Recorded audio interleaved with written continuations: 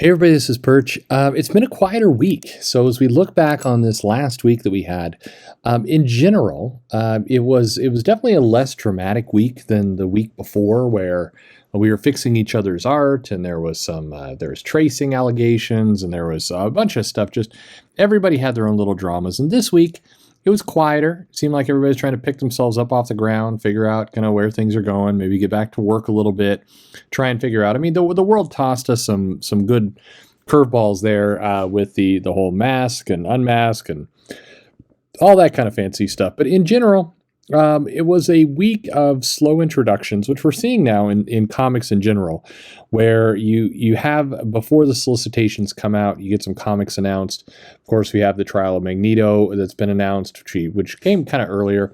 But we also had a couple other new series. Marvel announced this Kang limited series, which makes a little bit of sense. I guess you got an Ant-Man movie. It's time to vomit out a graphic novel for Kang that they can sell alongside of that. And they've also announced a one-shot of Cable. So Cable coming back for The Last Annihilation. So in this case, Al Ewing is actually writing kind of a one-shot tie-in with grown-up Cable. But the idea there is that we're getting more Cable. And I think it would be very unsurprising to see more titles coming out in the near future of Cable, and why not? Cable doesn't really fit with Krakoa. I think I've seen a number of videos on this about where people are going, but young Cable kind of fits in. He's dating the Stepford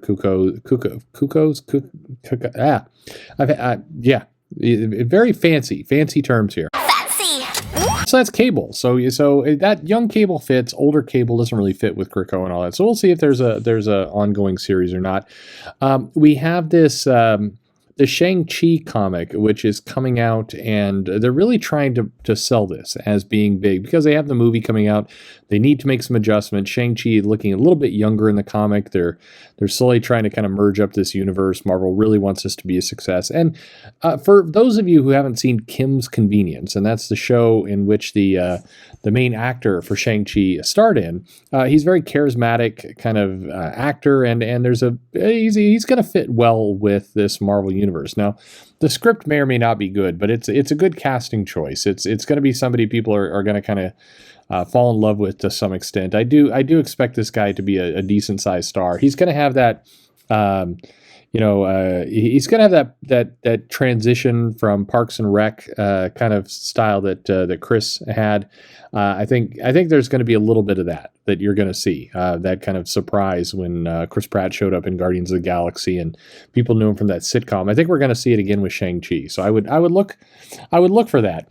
Otherwise, there's a handful of new things. We got the, DC Clown Hunter gets a solo book of some sort. Sure. Why not? It's a brief, this is part of the Batman Secret Files kind of one shot, solo story. So not a huge deal, but sure, all this IP, we get it out. It's a little bit too early to see what's going to stick and what's not. In my mind, over this last week, the big story continues to be, and it's the one that kind of, it was a week where a lot of people seemed to figure out all of a sudden that manga was a big deal. And that was weird to watch, this wake up that, oh my God, this stuff is selling. And a lot of people have been saying this forever, but this was the first time in kind of the mainstream of comics you saw manga really start to get a lot of people interested. If we had more time, I would talk to you about manga and what that proved about the market. Kakao basically purchasing Tapas for $500 million. This is going to be one of those things that will affect everyone, whether you're reading this kind of content or not.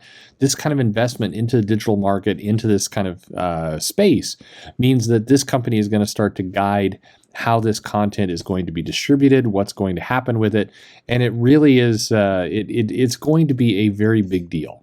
There's no doubt about that, and it's amazing to see this kind of space get subtly dominated and people really not knowing what to do with it. It was a very strange week of kind of flailing around. What does this mean? Hey, should we be worrying about that? We had some people for the first time noticing that manga features boobs. That was fascinating to watch kind of roll out. But overall, the hype around manga is interesting and curious, and this is a case where yes, I have firsthand friends who are in Japan, who are distributing manga, who are in this business, and for what it's worth, their view of this is they want to absolutely dominate's probably too strong a word, but they want to do very well in this market. They're very serious about it. At the same time, some of the comments that are going on that kind of populated this week about how manga is the only thing that's selling anywhere, that's a little bit extreme, and even the manga creators realize that's not the case. But it's definitely a force to be reckoned with, and it was just weird. This week was weird to seemingly watch the industry suddenly start to become concerned that manga may be something that you need to do, I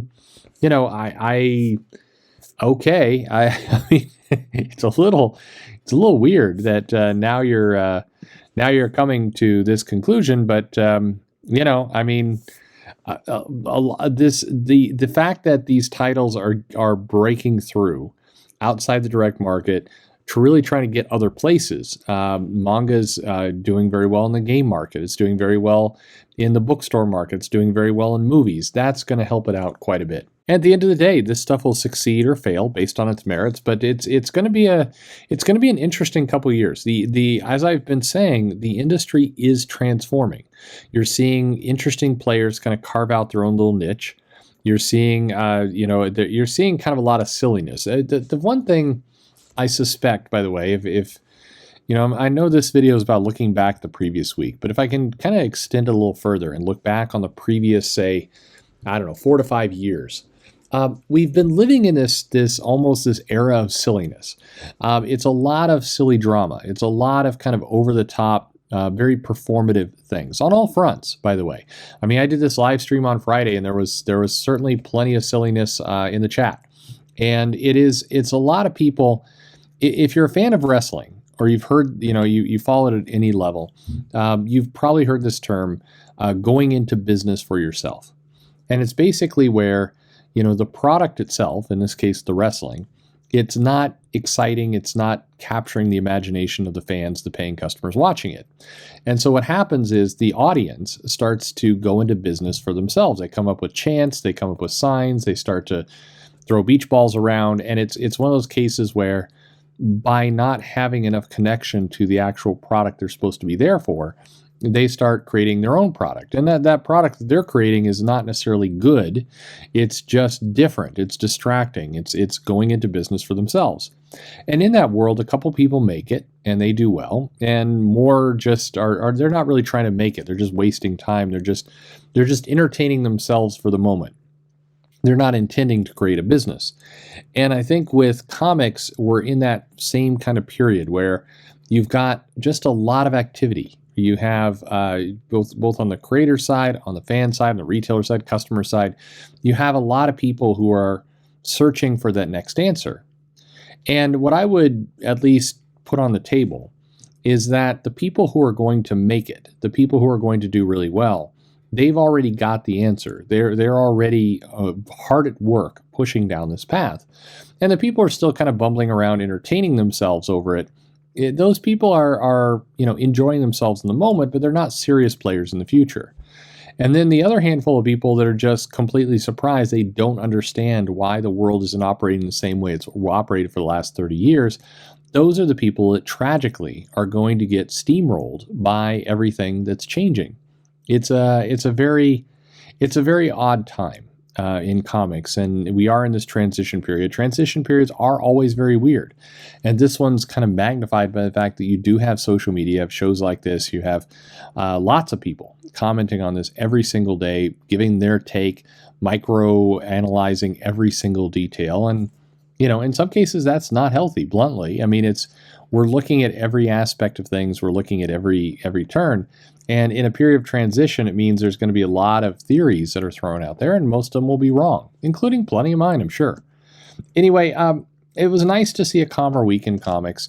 It was a kind of curious week in terms of the actual content in comics. It was.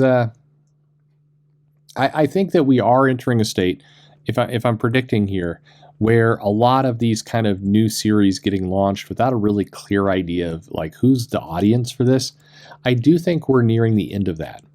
The interesting part about, say, X Corp as a book is it's unclear who the audience is for that book.